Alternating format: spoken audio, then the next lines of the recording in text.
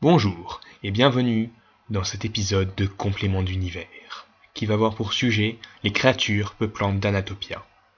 Il faut savoir que les propositions venant de cet épisode viennent en grande partie du live 001. C'était vraiment sympa et je remercie tous ceux qui ont participé. C'est parti.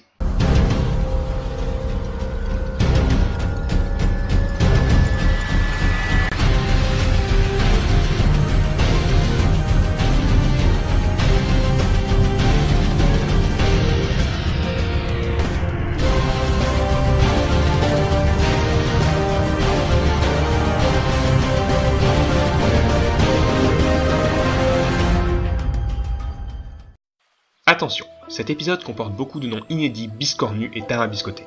Oui. Et si jamais l'envie vous prend d'utiliser d'Anatopia pour créer une histoire quelle qu'elle soit, sachez que vous pouvez simplement vous inspirer des créatures proposées dans cet épisode et pas forcément les nommer chacune. Allez, on commence tout de suite. Le loup voléo, un grand loup avec une crinière et une queue de lion, des cornes de bélier et des oreilles de lapin. Il vit principalement proche de la jungle, donc dans ses environs. Et s'il doit être apprivoisé, il le sera par des Xelves. Le goupial, un kangourou avec une queue de renard qui vivrait principalement de ce côté des montagnes. Le laplap, une créature qui vivrait cachée dans la jungle et qui a pour particularité d'être totalement inoffensive. Ils sont semi-intelligents et vivent dans de petits clans.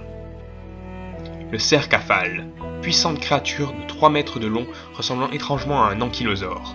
Il est souvent dressé pour servir lors d'un siège ou pour déplacer de très grandes charges. L'Illifo, un lapin avec des bois de cerf et une laine de mouton. Créature de pâturage, on en trouve partout tant qu'il y a de l'herbe verte. En plus, sa laine est très agréable. Ah, donc on parle de créatures qu'on trouve partout. L'Équipif, créature ne dépassant pas les 3 cm et plutôt inoffensive. Sa particularité, il y en a partout. Pour tout type d'environnement, on a un type de Kipif. Certaines personnes s'amusent même à les collectionner. Le Kui, créature poilue, grande et carnivore. Ils habitent principalement dans les zones polaires. Ils aiment bien le froid et le noir. Les Varfèves, des singes à 4 yeux ayant une très grande sensibilité, une peau très résistante et des bras extrêmement puissants. Les Fléaux rouges, loups géants très résistants et très puissants. Leurs griffes peuvent tailler de l'acier. Ils sont principalement dressés par les Angémons. Les enfants de Bélisard, des êtres filiformes, très pâles, aveugles et ayant un très bon odorat. Ils ont 6 langues tentaculaires et très puissantes. La légende raconte que c'était autrefois des Angémons, maudits par les dieux, et que, pour s'attirer leur sympathie, il faut prononcer leur nom complet, suivi de « Que vois-tu » lorsque tes yeux sont fermés.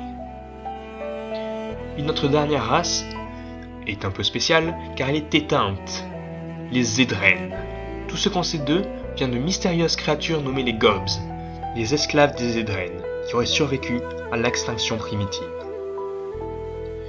Eh bien, ça fait beaucoup de créatures tout ça. Mais je me posais une question. Les créatures réelles de la réalité véritable, on les intègre à notre monde? Je vous laisse réfléchir à cette question.